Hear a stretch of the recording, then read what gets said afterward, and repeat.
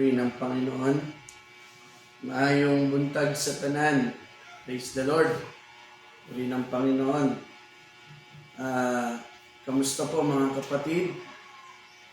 Isang malaking biyaya po na tayo ay binigyan ng panibagong umaga ng Diyos. Ang ating buhay, ang ating kalakasan ay isang buhay na patotoo sa pag-iingat at paggabay ng Panginoon. Puri ng Panginoon. Sa mga sandaling ito, tayo ngayon ay dadako sa ating morning devotion at kami ay nagpapasalamat sapagkat ang gawain ng Diyos ay ating napapakinggan sa pamamagitan ng ganitong pamamaraan. Sabi nga ni Apostol Pablo, sa lahat ng paraan ay aking gagawin upang ako'y makabahagi sa pag-iibanghelismo. Kaya maaaring tayo ay malayo sa isa't isa, ay mabuting bagay na sa pamamagitan nitong online ay tayo ay nadadatnan at nadadala ng salita ng Diyos. Puri ng Panginoon. Tayo muna po ay sandaling manalangin para sa ating pagbubulay ng salita ng Panginoon. Praise God, mapagpalang Diyos, banal at makapangyarihan sa lahat. Kami po ay nagpapasalamat sapagkat ang iyong biyaya ay sapat at sagana sa bawat iya sa amin. Dalangin namin na palagi mo kaming ingatan at kabayan at ang iyong mga salita ang magsilbing kalakasan ng aming mga pananampalataya. Maraming salamat po sa matamis na pangalan ng aming Panginoong Hesus. Amen and amen. Purihin po ang Panginoon. Sa umagang ito, bago po sa ating mga pagluhod, ay atin munang pagbubulayan ang salita ng Diyos na binabanggit sa aklat po ng awit. Isa ang talata ay 1-3. Mapalad ang tao na hindi lumalakad sa payo ng masama, ni tumatayo man sa daan ng mga makasalanan, ni nauupo man sa upuan ng mga manlilibak, kundi ang kanyang kasiyahan ay nasa kautusan ng Panginoon, at sa kautusan niya ay nagbubulay-bulay siya araw at gabi. At siya'y magiging parang punong kahoy na itinanim sa siping ng mga agos ng tubig, na nagbubunga sa kanyang kapanahunan. Ang kanyang mga dahon naman ay hindi malalanta, at anuman ang kanyang gawin ay giginawa. Purihin ang Panginoon. Sa umagang ito, atin pong pagbubulayan ang tunay na kagalakan sa paglilingkod sa Diyos. The beatitude by being God's servant. Bawat isa po sa atin, mga minamahal, ay naghahangad ng kagalakan. Sabi nga deserve nating maging masaya. Ngunit, hindi lahat ng tao ay tama ang paraan ng kanilang paghahanap sa tunay na kagalakan. Ang ilan ay naghahanap ng kanilang kasiyahan sa mga kapamaraanan ng kalayawan. Ang ilan ay nagsisipagpunta sa kasino o hindi kaya sa iba't ibang mga lugar upang hanapin nila ang kanilang kalayawan. Pero sa atin, bilang tayo ay mananampalataya, ang tunay na kagalakan ay nasa paglilingkod sa Diyos. Purihin po ang Panginoon. Praise the Lord. Sapagkat mahalaga sa Panginoon na tayo ay maging masaya sa lahat ng paraan ng paglilingkod natin sa Kanya. Kaya nga kahit sa pagbibigay, ang sabi ng salita ng Panginoon, magbigay kayo ayon sa ipinasya ng iyong puso. Huwag mabigat sa loob o dahil sa kailangan, sapagkat iniibig ng Diyos ang nagbibigay ng masaya. Kaya kahit sa paraan ng pagkakaloob, ibig ng Panginoon na tayo ay nakapaglilingkod ng masaya sa Panginoon. Bakit? Sapagkat kung hindi tayo masaya sa ginagawa natin, hindi rin tayo pagpapalain ng Diyos. Ang sabi nga dito sa aklat ng Deuteronomio 28, ang talata ay 47 hanggang sa 48. Deuteronomy 28 verse 47 to 48, sapagkat hindi ka naglingkod sa Panginoon mong Diyos ng may kagalakan at may kasiyahan ng puso dahil sa kasaganaan ng lahat ng mga bagay, kaya't maglilingkod ka sa iyong mga kaaway na susuguin ng Panginoon laban sa iyo.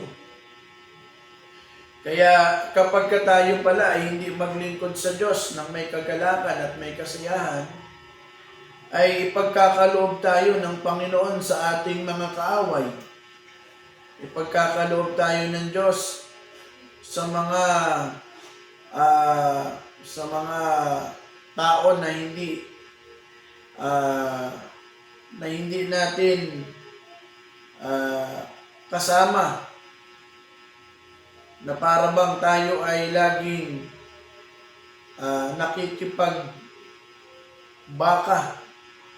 Ito ay isang napakahirap na kalagayan, mga minamahal, na tayo ay maglingkod sa ating mga kaaway. Sino itong ating kaaway? Ang sabi sa aklat ng sa unang Juan o sa 1 Peter 5 verse 8, ang sabi ng salita ng Diyos, kayo maging mapagpikil, kayo maging mapagpuyat, ang inyong kalaban na dyablo na gaya ng liyong umuungal ay gumagala na humahanap sa masisila niya. Kaya ang sabi ng Biblia, pag hindi tayo maging masaya sa ating paglilingkod, ay maglilingkod tayo sa ating kaaway, at ang kaaway natin ay ang dyablo. Mahirap paglingkuran ng dyablo, sapagkat ibig ng dyablo na tayo ay mapasama. Ibig ng dyablo na tayo ay maalis sa kabutihan at biyaya ng Panginoon. Kaya mahalaga po, mga minamahal, na tayo ay maglingkod ng may kagalakan. Purihin ang Panginoon.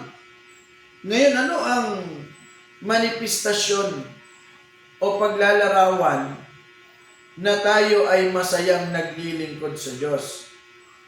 Una, mga minamahal, ito po ay nagpapahayag ng ating kalakasan. Ang sabi po dito sa aklat ng Nehemiah 8, ang talata ay 10, nang magkagayoy kanyang sinabi sa kanila, magsilakad kayo ng inyong lakad, magsikain kayo ng taba, magsiinom kayo ng matamis, at magpadala kayo ng mga bahagi roon ng walang naihanda, sapagkat ang araw na ito ay banal sa ating Panginoon. Huwag din kayong mamanglaw, sapagkat ang kagalakan sa Panginoon ay inyong kalakasan. Kaya yung paglilingkod pala ng masaya sa Diyos ay naglalagay sa ating kalakasan. Purihin ang Panginoon. Kaya kapag ikaw ay masaya, ay lagi kang pinalalakas ng Diyos. Purihin ang Panginoon. Ano din ang masayang paglilingkod sa Panginoon? Paglalagay ng Diyos sa nasa ng ating puso. Ang sabi sa aklat ng Awit 37 verse 4, magpangaligaya ka naman sa Panginoon at bibigyan ka niya ng nasa ng iyong puso. Kaya habang tayo ay nagagalak na naglilingkod sa Panginoon, unti-unting inilalapit tayo ng Diyos sa nasa ng puso natin. Purihin ang Panginoon. Hindi naman natin unang ginusto talaga kung ano man ang kalagayan natin ngayon. Pero dahil sa patuloy tayong masayang naglilingkod sa Diyos, ay inilalagay tayo sa dakilang nasa ng ating mga puso. At ito ay bunga ng biyaya ng Panginoon. Purihin ang Panginoon. Ang sumunod, Ano ang kagalakan sa Diyos? Ang kagalakan sa Panginoon ay yung ikaw ay nakakabahagi sa gawain ng Diyos. Purihin ng Panginoon, maaaring may mga pagtitiis, maaaring may mga gugulin, pero ito ang nakapagpapagalak sa puso mo. Sabi ni Apostol Pablo sa aklat po ng 2 Corinthians 12 verse 15, ako'y gugugol ng may malaking kagalakan at pagugugol dahil sa inyong mga kaluluwa. Kung kayo'y iniibig ko ng lalong higit, ako bagay iniibig ng kaunti. Kaya yung kagalakan pala sa Diyos ay nakapagdadala sa tao sa pag-ibig upang siya ay makabahagi sa gawain ng Panginoon. Sapagkat kung hindi tayo masaya sa Panginoon, hindi natin maibibigay ang ating buong sakripisyo para sa gawain ng Diyos. Takot tayo sa maraming bagay. Takot tayo sa pagkakaloob. Takot tayo sa pagbibigay. Pero dahil sa tayo ay masaya na naglilingkod sa Diyos, walang bagay na mahirap sa atin. Purihin ng Panginoon, kahit dumating pa ang mga pagsubok o ang mga tukso, ang lahat ng mga bagay na maaring makapagpahadlang sa atin ay hindi nagiging dahilan para tayo ay maligalig. Bakit? Sapagkat yung kagalakan ay ipinagkakaloob ng Diyos. Kaya nga sabi ng banal na kasulatan sa aklat po ng Santiago 1, ang talatay 2 hanggang 3, mga kapatid ko, ariin ninyong buong kagalakan. Kung kayo'y nangahuhulog sa sari-saring tukso, yamang nalalaman na ang pagsubok sa inyong pananampalataya ay gumagawa ng pagtitiis. Kaya kahit may mga sakripisyo, kahit may mga pagsubok, habang masaya kang naglilingkod sa Panginoon, hindi mo nararanasan ang hirap o ang pagtitiis, kundi ang iyong napag-uunawa, ginagawa mo ito sapagkat dito ka masaya. Purihin ang Panginoon. At ano pa ang kagalakan sa Diyos, mga minamahal? Ang sabi sa aklat ng 3 Juan 1, ang talatay 4, wala nang dakilang kagalakan sa ganang akin na gaya nito, na maranig na ang aking mga anak ay nagsisilakad sa katotohanan. Kung meron man tayong isang napakalaking kagalakan sa paglilingkod sa Diyos, yaong tayo ay nasa katotohanan. Yaong tayo ay nasa tunay na pananampalataya. Purihin ang Panginoon. Bakit? Sapagkat ito ang ating katiyakan na tayo ay may gantimpalang ganti sa Panginoon. Na tayo ay may buhay na walang hanggan. Purihin ang Panginoon.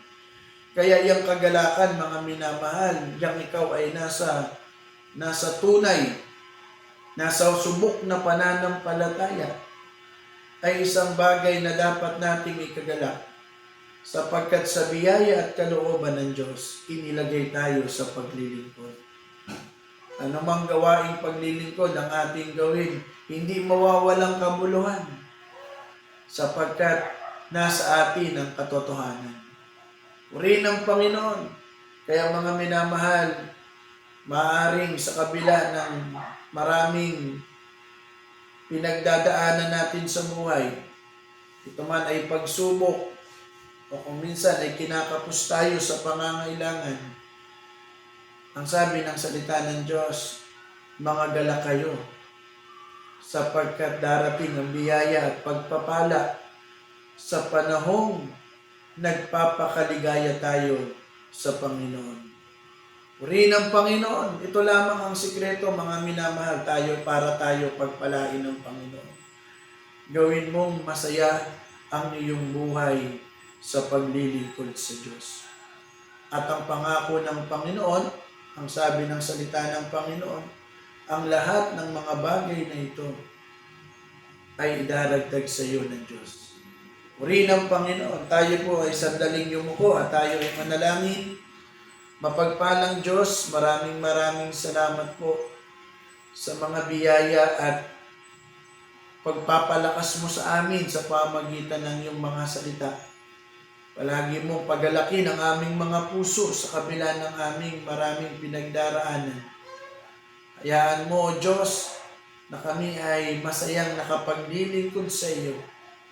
Punuin mo ng kagalakan ang aming mga puso upang aming mapanariwa ng lubusan ang aming mga pananampalataya.